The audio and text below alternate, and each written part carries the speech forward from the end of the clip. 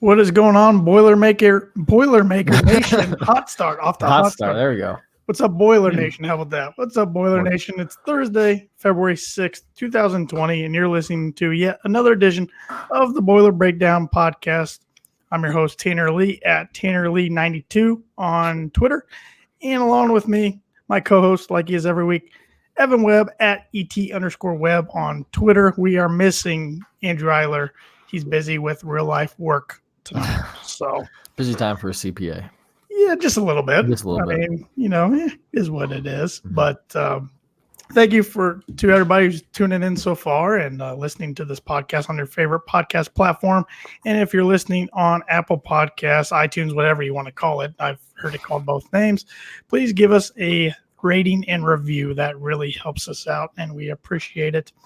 And the Boiler Breakdown is brought to you by Sroufe Landscape Nurseries, like it is every week. Contact them at 574-223-2769 for all of your landscaping needs. It might be a little chilly, a little cold, a little too snowy, especially as of yesterday and today, to do landscaping. But you can think ahead for the spring coming up. And according to the groundhog, didn't see a shadow. Didn't see a shadow, right?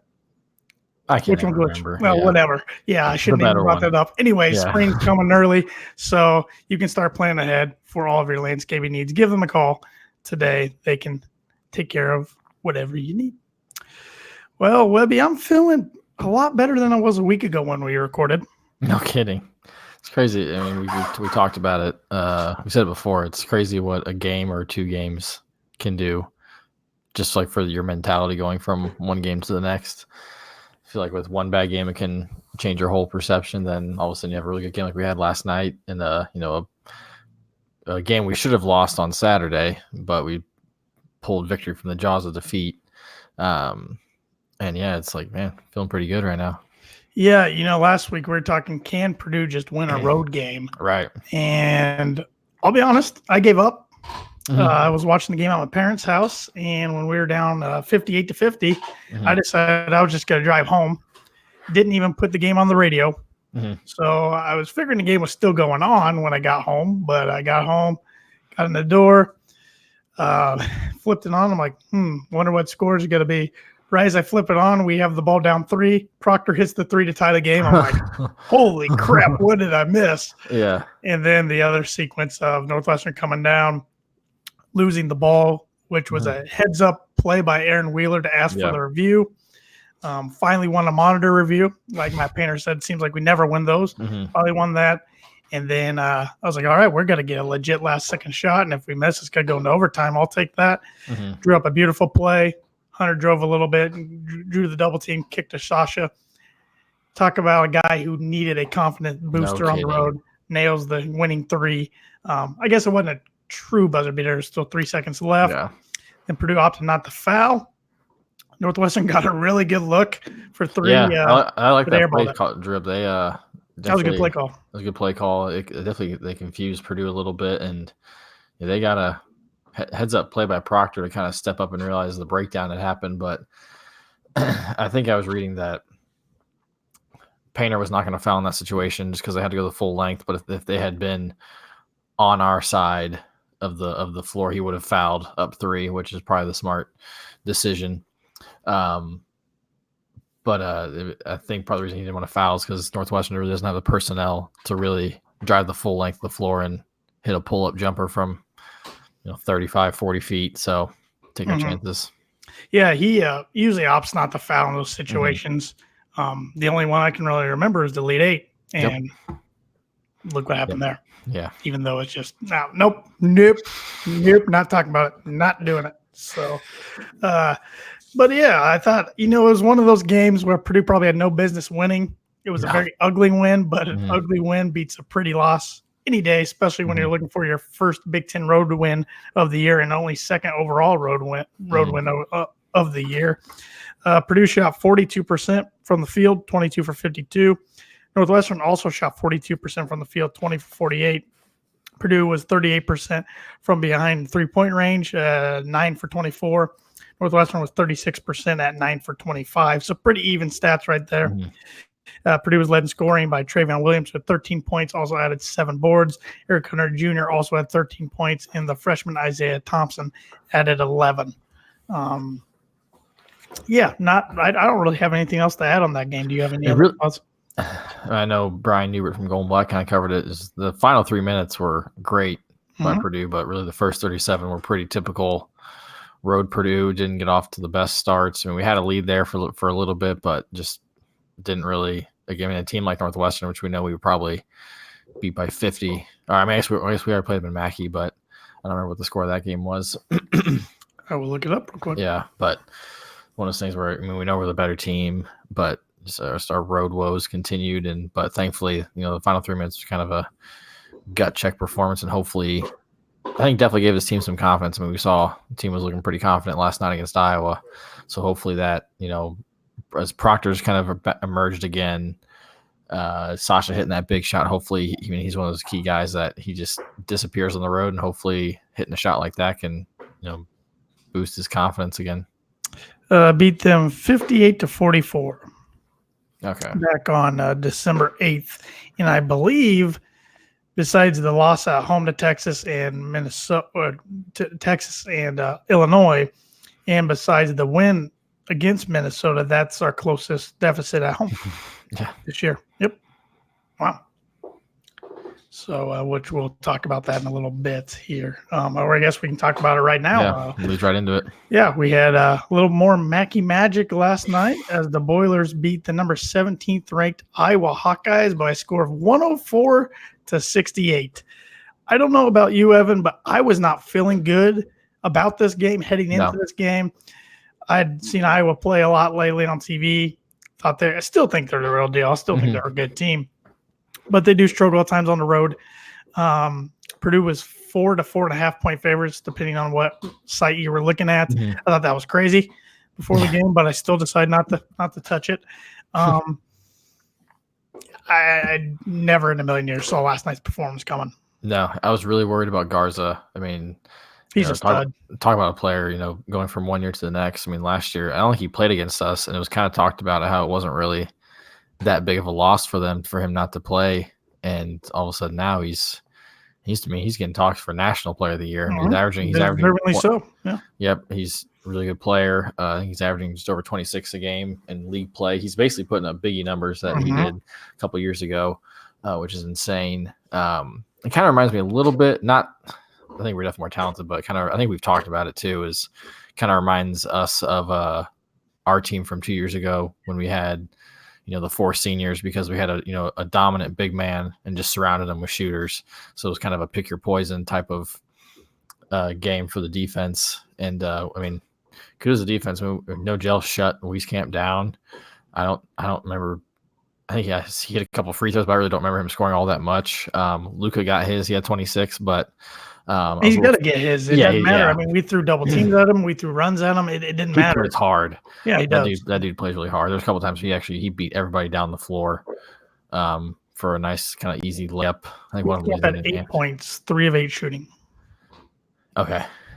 And then they had Garza with 26, and then Ryan Kriener had 9. McCaffrey, we held him scoreless. He was 0 for 5 shooting. It felt like he was 0 for 100. Yeah. But yeah, that was. Obviously we know our offense is a different animal at home. But my goodness, yesterday was just a clinic. Yeah, I was telling people at work today. I've been fortunate to go to a lot of Purdue games in Mackey Arena. That was the best offensive performance I've ever seen live out of a Purdue team. Yeah, I think back to the Michigan game a couple years ago when it was just back and forth. But I don't remember. All I remember more of that game was the fact that it was back and forth, and it was just knockout punch after knockout punch. But yeah, this was like legit. Every time someone shot the ball, I felt like it was going in. Whether it was a turnaround or a floater or a 3-pointer, it was something. Yeah, it was incredible. I mean, as you know, we were both a little late getting into the arena. And it walked in, it was already 10-2. I'm like, oh, that's a nice surprise, because you could hear the crowd roaring, but I didn't. Right, yeah. And then my phone was a little behind.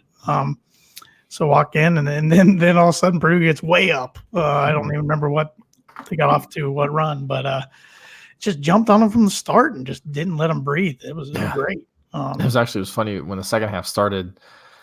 Iowa kind of made a little bit of a run there. We had some bad passes that they had kind of picked up.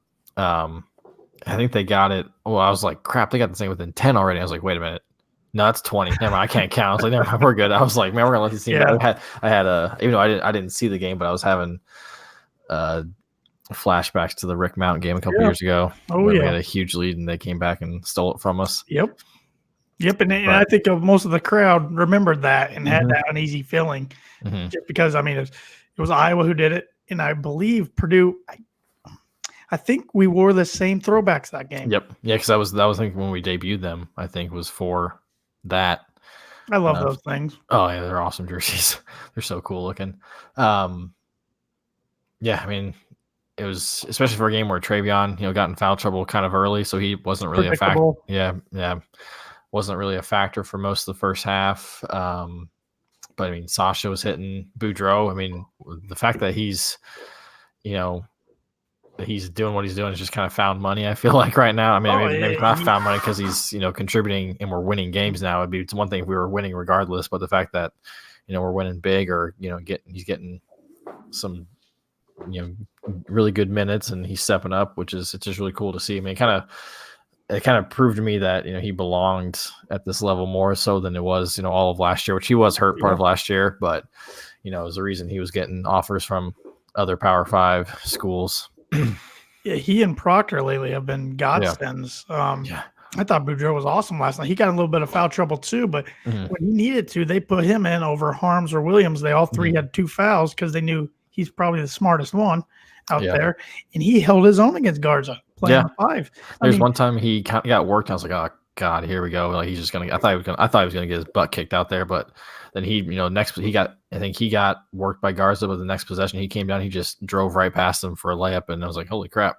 Yeah. I mean, I'm starting to trust him with the basketball. I used to not really trust him, or trust him that much, but yeah. And one thing I don't think we mentioned it. Or at least I don't think he mentioned about Garza earlier. He got his 26 points, but he only had 1 rebound.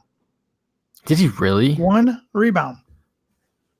We didn't miss a lot of shots. So that's what I was talking to Andrew, and I went to the game or rode together to the game yesterday, and that's what I think their leading rebounder had 4. Andrew's like, well, it's because we didn't miss shots. I was like, yeah, that's a good point. And they didn't really have just attack the glass. They didn't really have any offensive rebounds either for the most part. So it was, all around just a great performance. It's one thing ever since the Illinois game, Purdue's been rebounding the ball so much better. Wisconsin, they rebounded well. Even Rutgers, they out-rebounded Rutgers by 10.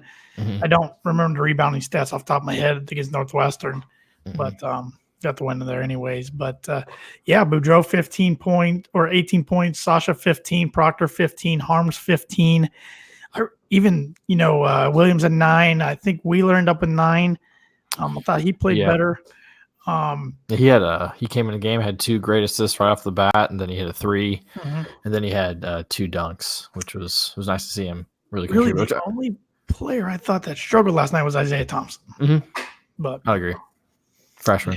He's just got to get a little stronger. He struggles with pressure and traps at times, but his brother did too when he was that age. So it's a tough thing to learn. But just tremendous game by Purdue last night. Shot 63% from the field, 41 for 65. I mean, Iowa shot 43%. It's not like awful. It's 23 for 54. And actually, they scored 36, I believe, first half points, which is higher than Purdue usually gives up for first half average. But Purdue scored 61 points, which was the second most first half points in the Matt Painter era. It was a total from the game before. Yeah, which is, I think this team scored 37 at Illinois last month. Yep. Crazy. Yeah. This was the 6th largest Big Ten margin in Mackey Arena history. Last time there was one this high was a 79-43 win over Michigan back on February 13th, 2002. So it's been a little while. 19 3-pointers hit last night were the second most in school history. The most was also against Iowa 2 years ago when Purdue on the road 20. though. Yeah, on the road. These 19 threes, though, last night were the most ever in Mackey Arena history. Really? Yes. Yep. And this was one of only 14 100-point performances against a Big Ten team in Mackey Arena history. Wow. Yep. And I think it's the first one since Glenn Robinson. Okay. One of his teams. Wow. did it. So it doesn't happen too often. No, it does not. But kudos to the crowd. The crowd was great last night. Another Mhm. sellout crowd. Most of them stayed for a complete game and saw the Mhm. Keenan Mackey, Tommy Luce come in and hit the three to get 101 points, and then hit the next one to get 104. And man, that roof blew off that place. Yeah, that was really cool to see. Is he the biggest fan favorite you've ever seen at Purdue?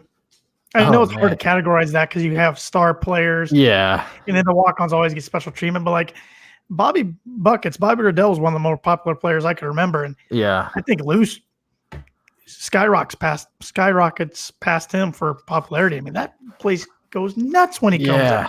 I was trying to. My first thought was Bobby Buckets, just because I remember the Bobby Buckets chant and that was kind of really the first time I feel like, at least in our lifetime, I remember a walk on really getting the love that they did. Probably just maybe because some of the other years we just weren't very good. And he contributed a little bit. Bobby did his senior year when they needed him. I remember he had like 15 against Penn State, so that kind of took, I think, a little of the walk-on nostalgia away a little bit. But man, Tommy, wow.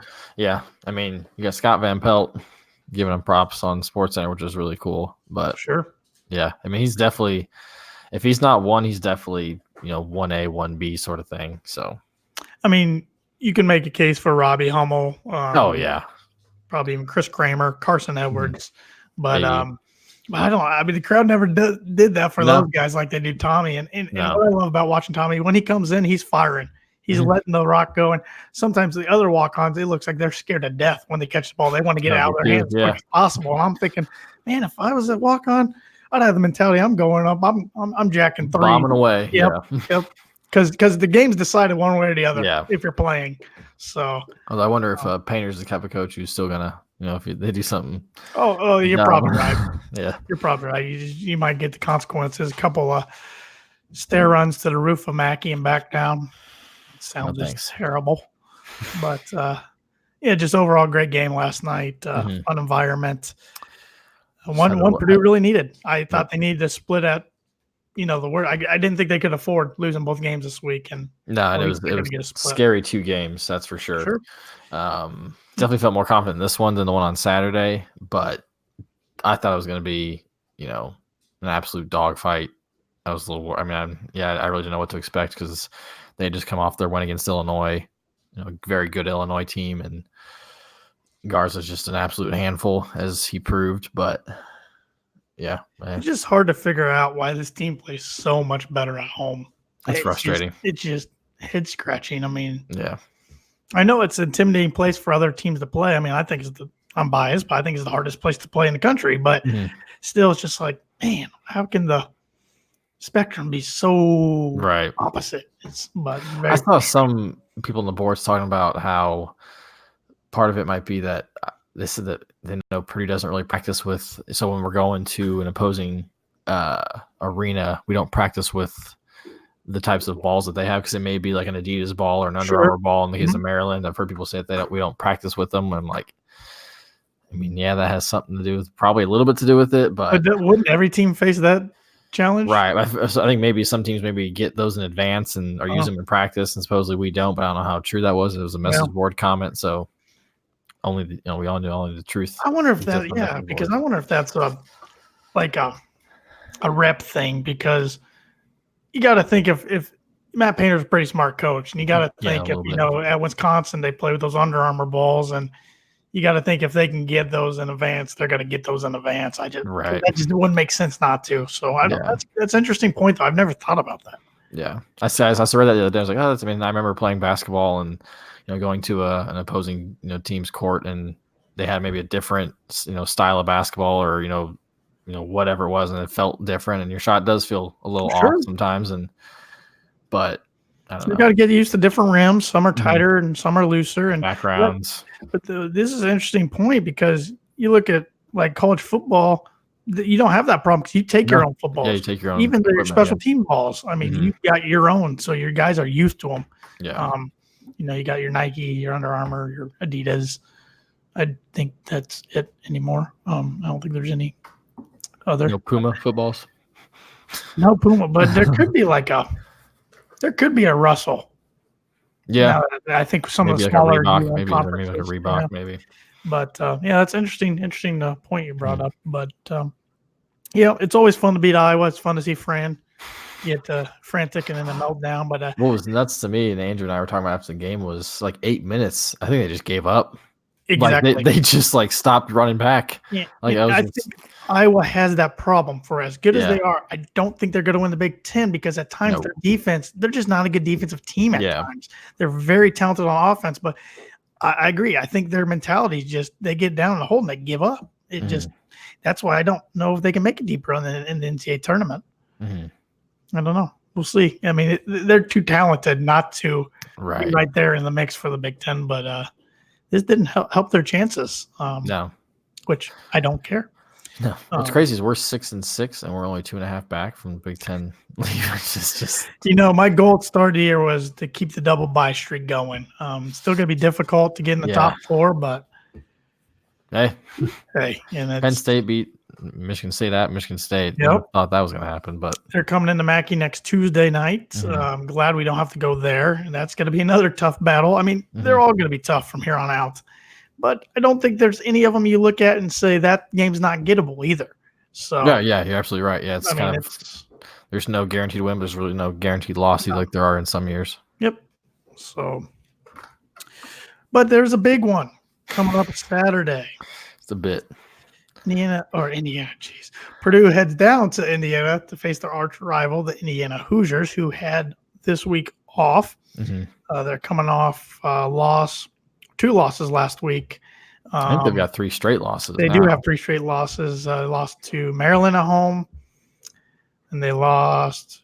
Who beat them last week? They lost at Ohio State over the weekend. Right. Did they go to Penn State? Yes, you're right. Yep, yeah. To Penn State. So they got the week off. They're going to be fired up. The crowd's going to be pumped up. I mean, Purdue's won 8 of the last 10 in the series, 4 of the last 5 down in Bloomington. IU's last win against Purdue came into February 20th, I believe was the date, 2016. Yep. So come Saturday, that'll mark 1,449 days since IU has beat in that game, people remember there was a controversial goaltend call on AJ Hammond. Now it can get reviewed. Yeah. So with the rules today. Yep. Yeah. The Boilers do lead the all-time series 120-89. Like I said, they've had a lot of recent success. Right. Down in Bloomington, which is crazy because growing up, it's always a split. It was always a split. Hopefully, or if they played once, it was down Bloomington. It was IU win. I honestly didn't remember Purdue win down there until 2009. Yep, and that was when they were not good, decimated from sanctions. Purdue won down there in 2009. That was like a 3-point win, wasn't it? Too. Yeah, it was Robbie Hummel hit one late, and then Verdell Jones had it go up front of the rim from half court. That would have extended to overtime. Yeah, they won in 2000 and won in 2010. It was the 09-10 season, I should say. Gotcha. Yeah. Because we didn't play down there in 08-09. Then we beat them in 2010-11. That was my only trip to see Purdue play at Assembly Hall.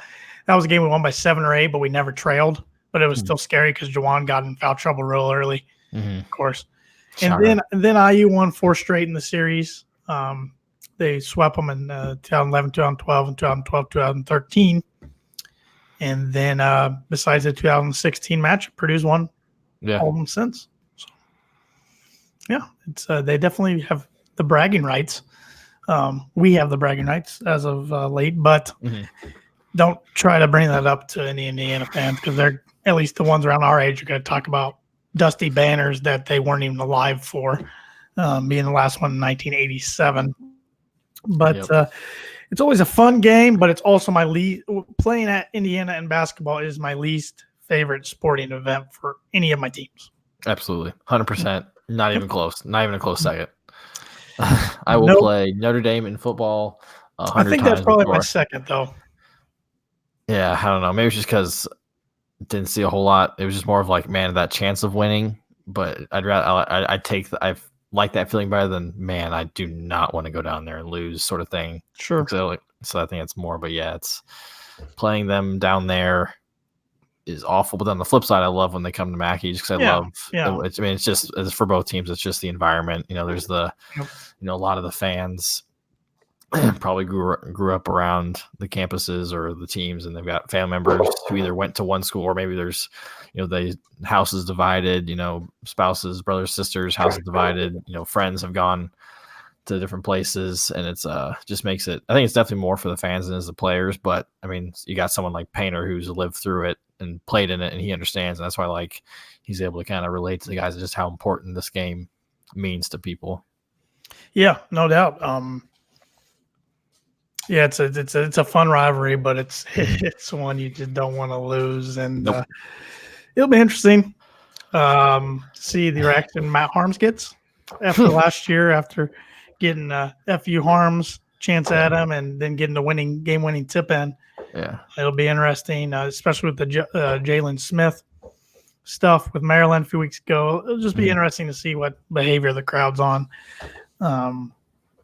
And there's rumors going around that Bob Knight might make his first appearance since 2000, since he was fired as Indiana coach. There's a rumor him and Gene are both going to be at the game because they're going to be at the Indiana Pacer game later on Saturday night, getting I don't know.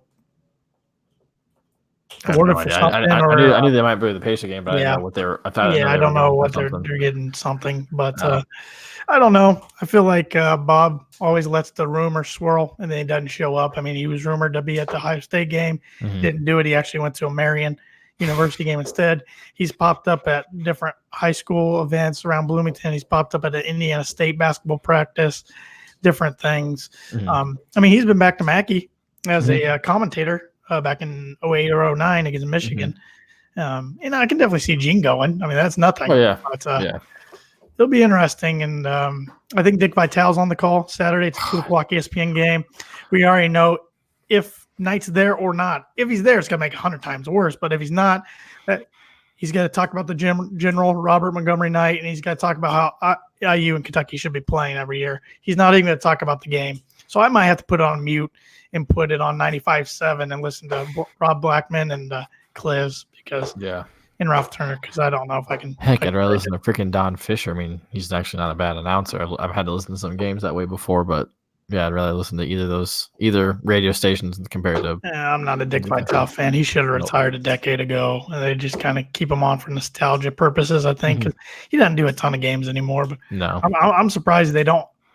I haven't seen it 100% confirmed. I've just kind of read on the boards because I do know Duke and North Carolina play at 6 o'clock Saturday. That just seems like a game he does. Yeah. So I don't know. But we'll see. But that's probably game day, I'm guessing. It's got to be. So they're wearing retro kind of throw. I mean, I guess you call them retro. They're just jerseys with their logo. Who is? Large. North Carolina, Duke. They're both wearing special jerseys. Just has their logo across the chest, just in very big, just enlarged, I guess. It'd be cool if we did that, like with the P or something. Yeah, I would love one more extra jersey. Even another retro one would be cool, like a Brian Cardinal era, like a gold or something. Yeah. But I don't think that's gonna happen anytime soon. But Duke's wore a few different jersey combinations. I love their dark blue, like with I don't know what font that is, but yeah, I like those a lot. It's like almost an old English font. Yeah, kind of. Yeah. So, but what's your confidence level going into Saturday? I mean, I feel better than I did last week. I feel better. I guess, I feel a little better, but I'm just kind of nervous because we're due to go down there and get smacked. Oh, absolutely. That's exactly what it is. It's been a while. We've won down there 3 straight years. Archie hasn't beaten Painter. No. This team, obviously, they've gotten better each year of his short tenure so far. They, were not the team that we were the last 3 years. Where we were an offensive juggernaut and still pretty good defensively. Much like, we have the road woes that we've had all year where we just don't show up for the first 25 minutes and decide to play basketball, but then we're digging ourselves out of a large double-digit hole. They're kind of like us where they feed off the crowd, and obviously that crowd's going to be, primed in a great environment. It's a game they can't afford to lose, really. No, they can't. If they No. lose this one, they're sliding real close back to the bubble, in my Yeah, opinion. I think they have another home game after. I think they play Iowa next after that. Do they? Yeah, I think so. I think it's Michigan State, but I'll check. I thought I heard some on the radio where they got a 2-game homestand, Purdue and Iowa. I thought, and again, just like You're right. You're right. Yeah, Yep. Purdue, they can't afford to go 0-2. Heck, they don't even play Michigan State again. That's disappointing. They go to Michigan after Iowa. Okay. Their remaining schedules: Purdue at home, Iowa at home, at Michigan, at Minnesota, Penn State at home, at Purdue, at Illinois, Minnesota at home, Wisconsin at home. Yeah, they've got a tough schedule. I know. Well, every game is tough in the Big Ten this year, more so than any other year I can remember. Yeah, but I definitely feel better because I'm hoping. Okay, you had, the road win at Northwestern where we kind of overcame, a little deficit. Went on 11-0 run to end the game. Had 2 big threes, which is something that we just haven't been able to do on the road to end the game. You come back with this, offensive explosion against Iowa. You're hoping that some of that kind of just carries over. So if we can hit shots, and I feel good because I think our defense is going to be there. IU's not really a 3-point shooting team, which I said that they're probably going to hit. They'll hit some to begin the game. Tennessee always seems to hit 2 or 3 to start the game. It seems like then cools off. Well, I shouldn't even said cools off. I go for like 30. The matchups will be interesting. Who do you think No Gel takes? He might take Fantasy. I don't know because I feel like he's going to take whoever gets hot. Yeah, I was thinking maybe he might take Smith because Smith is like a 4, but he plays a 3. Yeah, and they're similar body types. I think who's Boudreaux guard then? He probably Brunk. You put Williams on. He's probably got a guard. Do you want Boudreaux or Williams on TJD? Yeah, he's gonna take. He's a good player. He's gonna take whoever. When Harms is in, Harms has to be on him. Oh yeah, for sure. But no, there's gonna be some interesting matchups because IU plays a lot of guys. I think they almost play too many guys because there's a couple that only get like 2 or 3 minutes. You got Anderson, Franklin, Race Johnson, Hunter, Green, all off the bench. Actually, it'd be kind of cool to see if when Thompson and Franklin are in, if they guard each other because they're best friends, it'd be kind of cool just for the story. Yeah. I don't know who guards Finney. I feel like Hunter might start off on Finney just because of size. I mean, it may very well be No Gel just to kind of maybe get the disruption going and start the game, which I'm fine with. But I was wondering who, because I'm not sure because this last game we started Hunter, No Gel, Sasha, Boudreaux, and Williams, right? That's been the last 2. Yeah. I'm trying to figure out who Sasha is going to guard. Wait. Proctor started at Northwestern. I don't know last night. I missed the starting introductions. I feel, I don't know. I'm trying to who Sasha might guard. I'm guessing probably I have no idea. It's going to be interesting. I think the biggest key for Purdue's hang in their first 10 minutes. Keep IU off the free throw line, which is going to be damn near impossible, but it is. And Williams and Harms, one of them's going to be in foul trouble quick, if not both. Because they both do foul a lot, unfortunately. Usually dumb fouls too. But it's gonna be an interesting one. It's gonna be an interesting one. I mean, I'm looking forward to it, but I'm not looking forward to it at the same time. Let's go ahead and predict the Big Ten games for the weekend. Before we get into a little football news, no Big Ten games tonight. So I was kind of disappointed. Just for Thursday. But we got a big one tomorrow night. This is for the lead in the conference. 8:00, Fox Sports 1 game. Number 9 Maryland at number 20 Illinois. Maryland beat Illinois earlier this year, but Illinois was up about 20 on them. Choked, and then Cowan hit one from like outside the arena.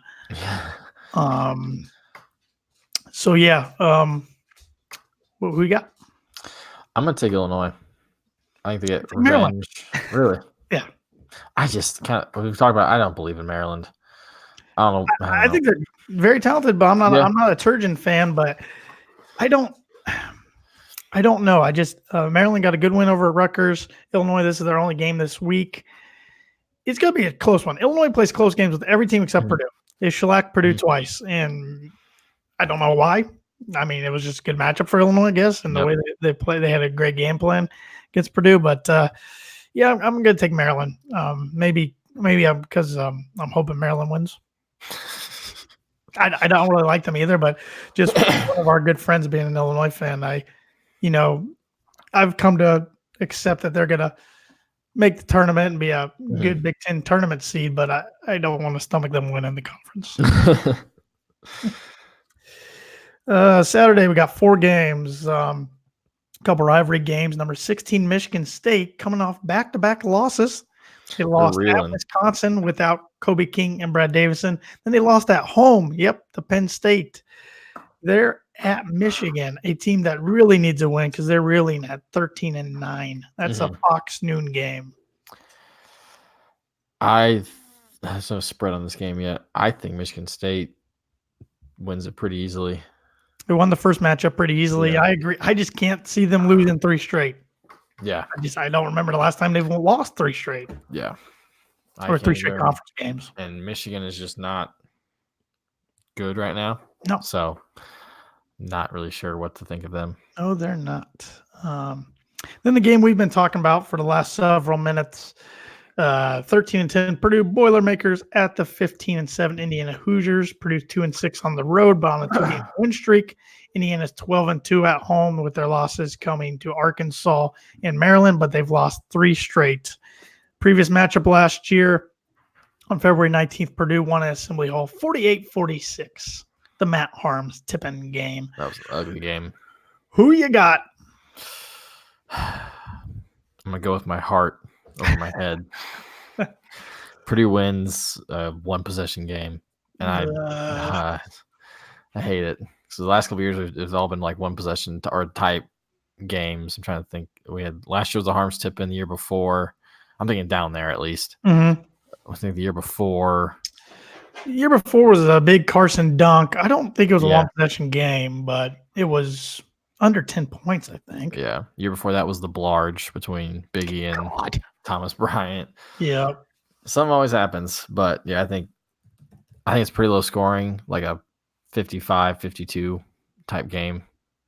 Both teams are pretty good at defense. The other team really Purdue doesn't shoot the ball very well on the road. IU's not really a shooting team right now, but for whatever reason, they decide to not give the ball to Trace Jackson Davis all the time, which I don't know why they don't just do it every single time. But let's see. I'm looking up the score.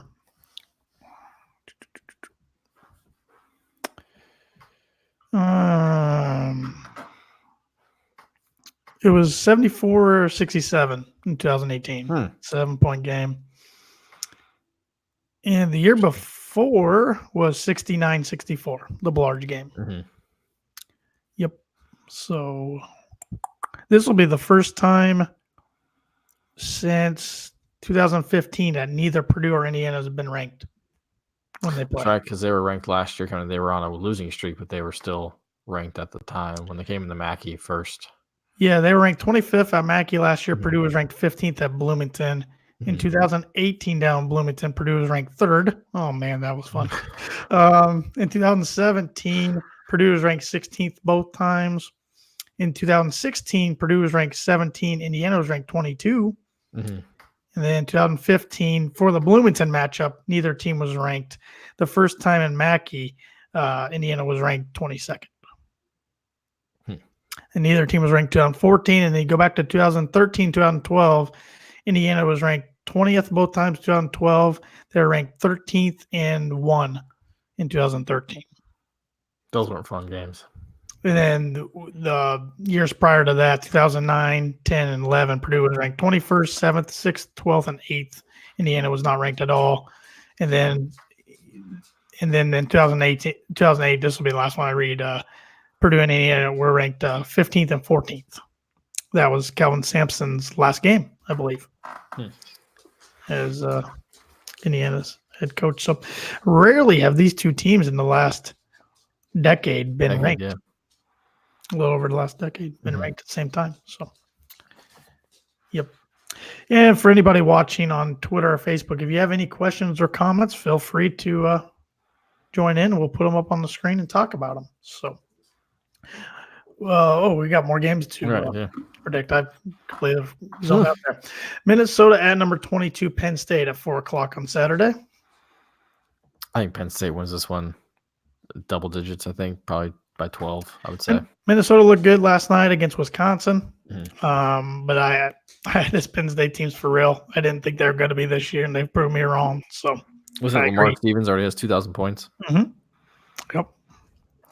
Then Nebraska at number 17, Iowa. Iowa hoping for a bounce back game after getting killed by Purdue last night, and Nebraska beat them earlier this year at Nebraska.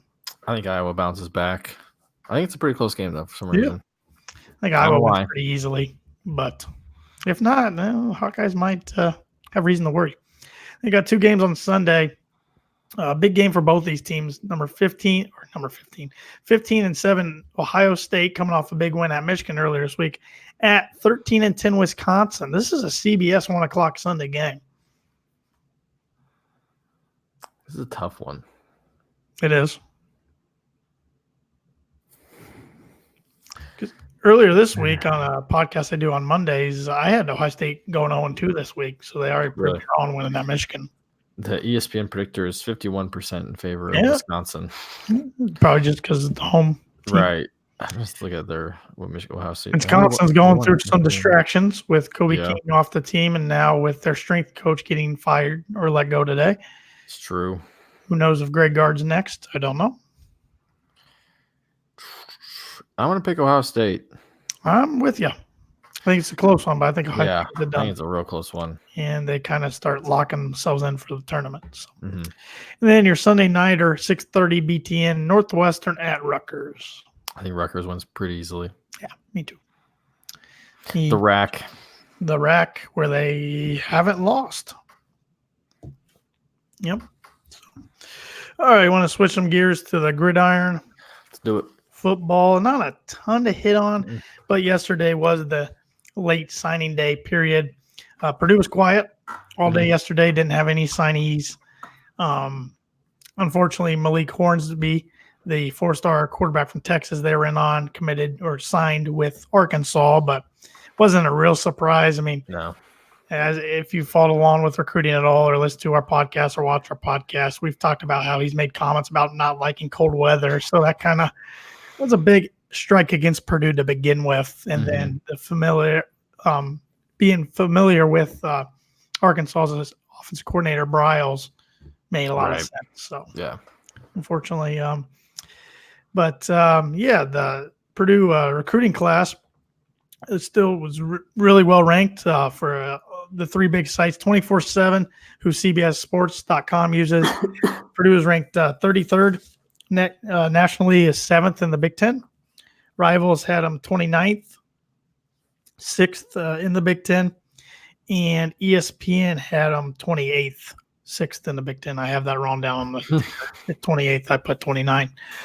So pretty good. 3rd in the West. Yeah. For all those behind Nebraska and Wisconsin. But just behind Wisconsin, all 3 of them. So really? Yeah, Ohio State was top 5. Then Michigan was just outside the top 10. Then Penn State, I think, might have been top 10. And then you had Nebraska, Wisconsin, then usually Purdue. One of them had Maryland at 6 and Purdue 7. But yeah, I think Purdue got a lot of good players in this class. Of course, a lot of them signed back in December, and a good handful are already on campus. I believe the conditioning started today or yesterday. I think it was yesterday. Purdue's football's Instagram. So it's getting that time. I mean, spring games less than 2 months away on April 4th. Season ticket renewals are going on right now. A lot to be excited for. Absolutely. But I don't think Purdue's going to end up getting a grad transfer quarterback. I don't think so either. I'm worried we're not going to get a grad transfer lineman. That's what I'd really like to have. I would too. Even a linebacker. I kind of would like a linebacker. But every quarterback I've read is going places. We had Chase Bryce, is that his name? Yep, Duke. Yeah, he went to Duke. It stayed in the ACC, which was interesting. He had a kid from Stanford, Costello or whatever, went to Mississippi State to be with Mike Leach.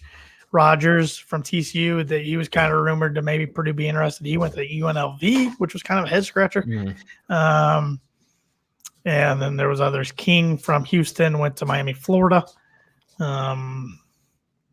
But yeah, so I don't know who's available, but I'm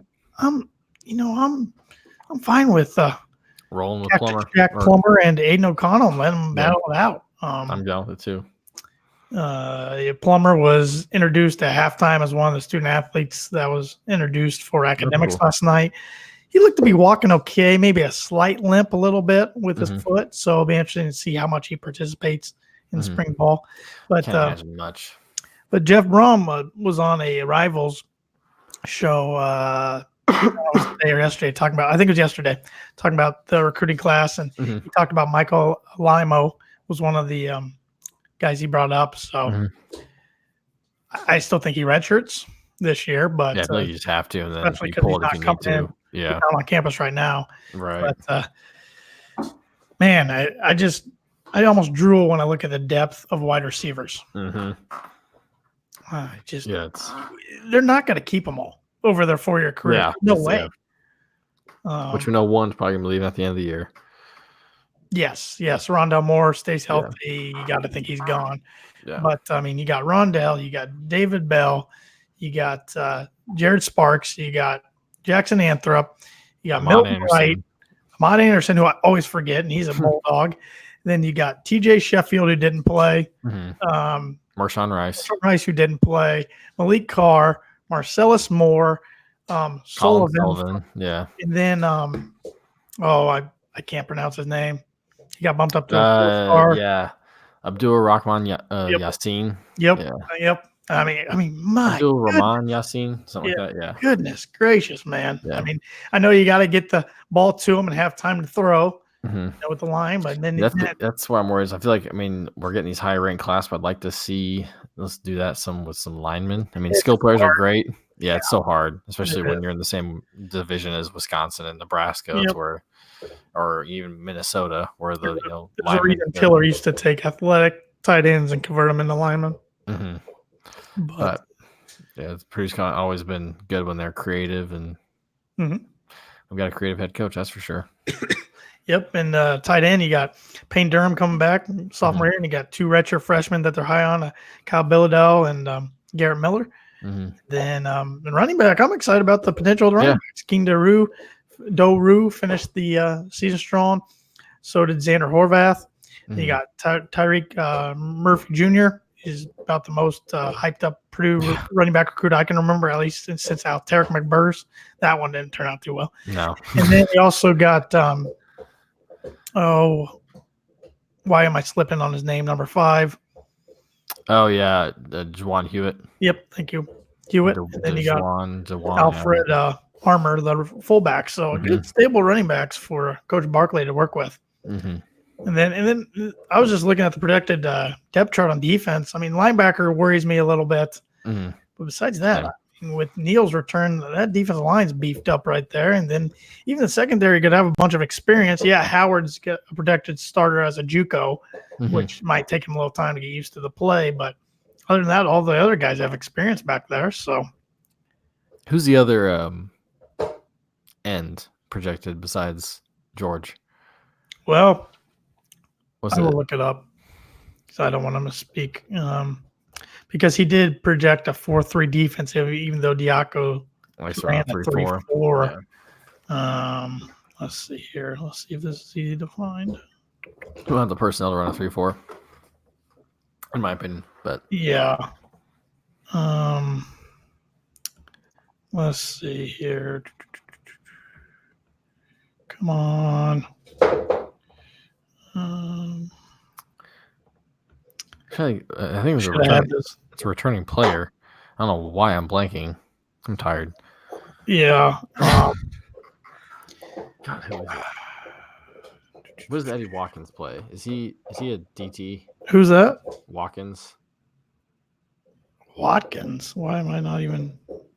Or am I just come up with just a random name? I don't remember Eddie Watkins, but I cannot find the stinking thread in the Oh, there it sorry. is. Wow, I'm dumb. Eddie Watkins is a recruit. That's why I got recruiting on the brain. Okay. I got it up here now, God, finally. dumb. Took me forever, but I apologize to everybody. Let's see here. Now my computer's got to take forever. Oh my God, Derek Barnes. Oh, duh. Yep. So the projected defensive starters are Derek Barnes at the end, Renzo Neal, Anthony Watts at tackles, George Kaloftis at the other end. Watts, not Watkins. Close then. Jalen Alexander, DeMarcus Mitchell, who's a junior college transfer, and Khalil Saunders are all projected linebackers. Then at corner, you got Corey Trice and Giovante Howard, who I mentioned is JUCO. And then safeties, you got Graham and Cam Allen. And then possibly, if we still run that, like Elijah Ball, he's kind of that nickel. Or is it? Does he run that? What's his position? He kind of moved to linebacker, but it's not. Yeah, Elijah Ball's he's listed as a backup linebacker. Okay. So is Jacob Wahlberg and Smithy Fakas. Yep.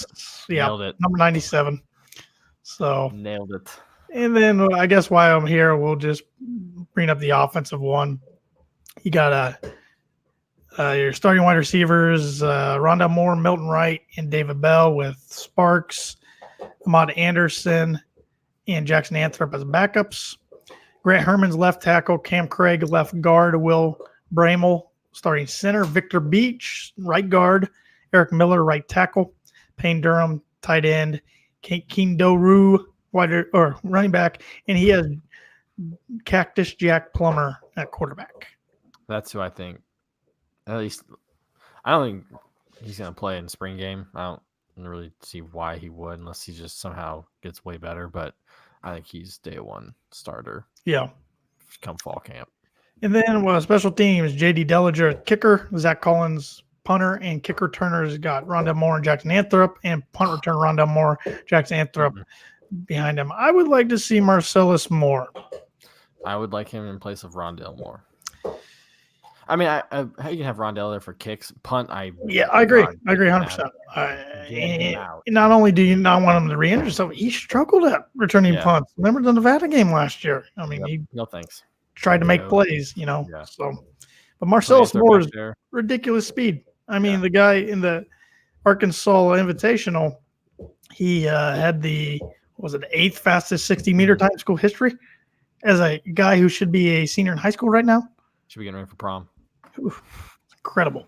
Yeah. So I'm excited to see him play and how Jeff Brom can use him in the offense. I'm just picturing like an end around where he just burns everybody. Or you can have him and Rondell both doing end arounds and like fakes or I don't know, just crazy stuff. So I'm thinking double reverse, hand it to give it to Marcellus, give it to Rondell, who flips it back to Plummer, and by the time Plummer gets the ball, Marcellus is already like 40 yards. Or somebody's David Bell might be wide open downfield, or Payne Durham, because it seems like the tight ends get open on the trick plays all the time. Yeah. So I'm gonna miss watching Bryson Hopkins play. I'm gonna miss that guy. But God, I hope he gets drafted by the Bears. I would say the Broncos, but they're tight end heavy. So, but they love big tight ends. So I wouldn't put it past them. Any other closing thoughts?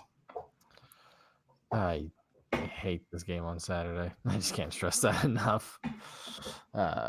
Coupled in the fact that I'm dating an IU grad, so that just the result, it doesn't work out for me regardless of what happens. Man. I give you props, man. I'm not saying I couldn't date an IU fan or grad because I don't want to. You never know, but it would be tough for this game. Yeah, it's not easy. But you've had the upper hand. You've had the upper hand. So. The first one, and then ever since then, it's been all good guys. So yeah, hopefully it continues. Keep the train rolling. No pun intended. Hopefully it continues. I don't really have anything else up. Boiler up, hammer down, and beat those candy stripe wearing pant losers. POTFH. Boiler up. Yep.